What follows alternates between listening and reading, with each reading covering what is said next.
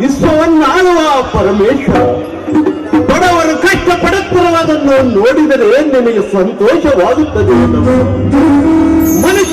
ಮನುಷ್ಯನಂದ ಬಳಿಕ ಕೊಡಲು ಬಟ್ಟೆ, ಆಚಿಗೆಗೆ ಚಾಪೆ, ಒದಕಿಗೆ ಕವದಿಯನ್ನು ಕೊಟ್ಟ ಮಾತ್ರಕ್ಕೆ ಈ ಬಡವನು ಸುಖದಿಂದ ಇರಲು ಸಾಧ್ಯವಿಲ್ಲ.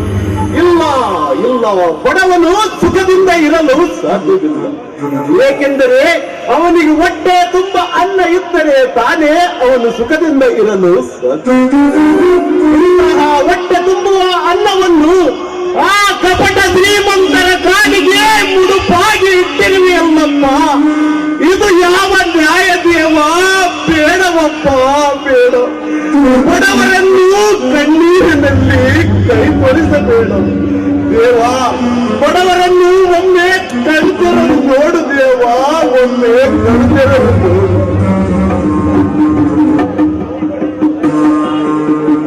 ಅಣ್ಣ ಅಣ್ಣ,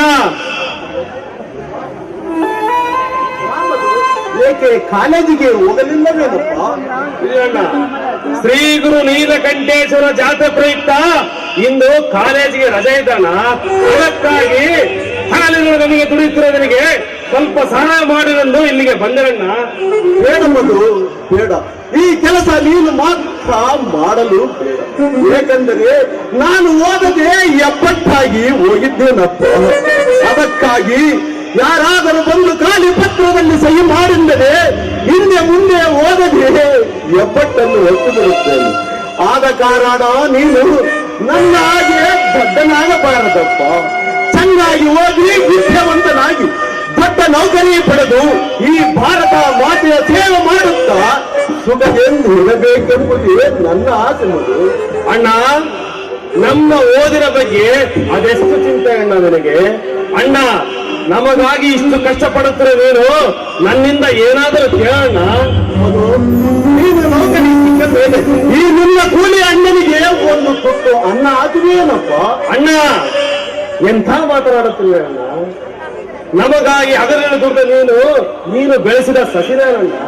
ನಿಮಗೆ ಒಂದು ತುತ್ತು ಅನ್ನ ಹಾಕಲೇನ?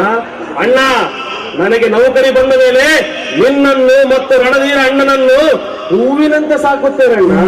ಇದು ಸತ್ಯ ಅಣ್ಣ, ಸತ್ಯ. ತುಂಬಾ ಸಂತೋಷವಾಯಿತು ಎಂಬುದು ನೀನು ಹೇಳಿದ ಮಾತು ಕೇಳಿ. ಯಾವಾಗಲೂ ನಮ್ಮ ಸಂಸಾರ ಹೀಗೆ ನಗುತ್ತಾ ಇರಬೇಕು. ಮೊದಲು ಇನ್ನೊಂದು ವಿಷಯ, ನೀನು ನೌಕರಿ ಸಿಕ್ಕ ಮೇಲೆ ನನಗೆ ಒಂದು ಬಂಗಾರದ ಬಳೆಯನ್ನು ಮಾಡಿಸಿಕೊಡುವಿಯನ್ನಪ್ಪ. ಅಣ್ಣ, ನಮ್ಮ ಸುಖಕ್ಕಾಗಿ ತಮ್ಮ ವಯಸ್ಸನ್ನೇ ಮೇಣದ ಬತ್ತಿಯಂತೆ ಸುರಿಸಿದ ನಿಮಗೆ ಒಂದು ಬಂಗಾರದ ಕಡಗವನ್ನ 10 ಬಂಗಾರದ ಕಡಗವನ್ನೇ ಮಾಡಿಸಿಕೊಡುತ್ತಾನೆ ಈ ನಿನ್ನ ತಮ್ಮ.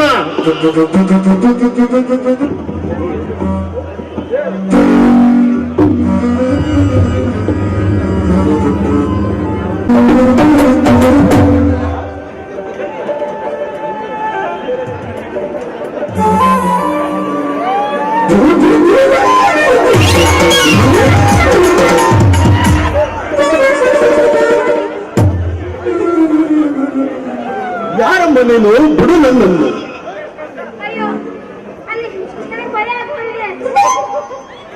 ಅಂದ ಅದು ಏನು ಇದೆ ಅಮ್ಮ ನಿನ್ನ ಹಿಂದಗಡೆ? ಅಯ್ಯೋ ನೋಡಿ, ನಾಯಿ ನನ್ನ ಬೆನ್ನು ಹಿಚ್ಕೊಂಡು ಬರ್ತಾ ಇದೆ. ಅಯ್ಯೋ, ನಾಯಿಗೆ ಇಷ್ಟೊಂದು ಎದುರುವುದೇ ಅಲ್ಲಮ್ಮ. ನೀನು ಈ ರೀತಿಯಾಗಿ ಅರ್ಧ ಬಂದ ಬಟ್ಟೆ ಹಾಕಿಕೊಂಡು ಬಂದರೆ ಯಾವ ನಾಯಿಯು ಸುಮ್ಮನೆ ಬಿಡುವುದು? ಅಂದ ಹಾಗೆ ನಿನ್ನ ಹೆಸರೇನಮ್ಮ? ನೋಡಿ, ನನ್ನ ಹೆಸರು ಜ್ಯೋತಿ ಅಂತ. ನಿಮ್ಮ ಹೆಸರು? ನನ್ನ ಹೆಸರು ಸೂರ್ಯ ಅಂತ. ನಿಜವಾಗ್ಲೂ ಆ ಜಗ ಬೇಕು ಸೂರ್ಯನಾಗಿ ಇದ್ದೀರಾ. ಅಂದ್ಹಾಗೆ ನನ್ನ ಬಾಳಿ ಬೆಳಗು ಸೂರ್ಯ ಆಗಬಹುದಲ್ಲ? ಅಂದರೆ ನಿನ್ನ ಮಾತಿನ ಅರ್ಥ? ಅರ್ಥವೇನಿಲ್ಲ. ನನ್ನನ್ನು ನೀವು ಪ್ರೀತಿ ಮಾಡ್ತೀರಾ? ಅಲ್ಲ ಜ್ಯೋತಿ, ನಾನೊಬ್ಬ ಬಡ ರೈತ. ಮೇಲಾಗಿ ಓದುವ ಒಬ್ಬ ತಮ್ಮನಿದ್ದಾನೆ. ಮದುವೆ ಆಗದೇ ಇರುವ ಒಬ್ಬ ತಂಗಿ ಇದ್ದಾಳೆ. ಇಂಥ ಗೋಳಿನ ಸಂಸಾರದಲ್ಲಿ ಇರುವ ನನ್ನನ್ನು ಪ್ರೀತಿ ಮಾಡಿ ನೀನು ಯಾವ ಸುಖ ಪಡೆಯುವೆ ಜ್ಯೋತಿ? ನೋಡಿ, ಪ್ರೀತಿ ಸುಖ ದುಃಖನಲ್ಲಿ ಈ ಸಂಸಾರದಲ್ಲಿ ಒಬ್ಬ ಗಂಡ ಒಂದು ಹೆಣ್ಣಿಗೆ ಸುಖ ದುಃಖವೇ ಅರ್ಥ ಆಗಿರ್ಬೇಕು. ಅಂದ್ರೆ ಒಂದು ಹೆಣ್ಣು ಗಂಡನ ಮದುವೆ ಆಗೋದು ಸಂದೇಹ ಇಲ್ಲ. ಅದನ್ನ ಮೇಲಾಗಿ ಆ ಎಲ್ಲನು ಆ ಭಿಕ್ಷುಕರು ಕೂಡ ಸುಖವಾಗಿ ನೋಡ್ಕೋಬಹುದಲ್ಲ. ಹೌದು ಜ್ಯೋತಿ, ಹಣವಿರಬೇಕು. ಆದರೆ ಹಣದಿಂದ ಈ ಹೊಟ್ಟೆ ತುಂಬಿಕೊಳ್ಳಲು ಆಗುವುದಿಲ್ಲ. ಆದರೆ ಬಲ್ಲವರು ಹೇಳಿದ್ದಾರೆ, ದುಡ್ಡೇ ದೊಡ್ಡಪ್ಪ, ಬುದ್ಧಿ ಅವರಪ್ಪ ಎಂದು. ಹಾಗಾದ್ರೆ ನನ್ನ ಪ್ರೀತಿಗೆ ನೀವು ಸಕ್ಸಸ್ ಆಯ್ತು ಅಂದಂಗಾಯ್ತು. ಪಡೆದಿದ್ದರೆ ನೀನಲ್ಲಿ ಬಿಡಬೇಕಿನ್ನ. ಹೌದು ನೋಡಿ, ನನಗೆ ತುಂಬಾ ಸಂತೋಷ ಆಯ್ತು. ನಾನು ಅರ್ಜೆಂಟ್ ಕೆಲಸದೆ ಹೋಗಿ ಬರ್ಲಾ? ಏನಿದು ಜ್ಯೋತಿ, ಇದೀಗ ತಾನೇ ಆಕಾಶದಲ್ಲಿರುವ ಸೂರ್ಯ ಮೋಡದ ಮರೆಯಲ್ಲಿ ಹೋಗಿ ಈ ಭೂಮಿಗೆ ತಂಪನ್ನು ತಂದಿದ್ದಾನೆ. ಆದರೆ ಇಲ್ಲಿ ನಿಂತಿರುವ ಈ ಸೂರ್ಯನ ಮನ ಕಲಿಸಲು ನಿನ್ನ ಮಧುರ ಕಂಠದಿಂದ ಒಂದು ಹಾಡನ್ನು ಆಡಬಾರದು?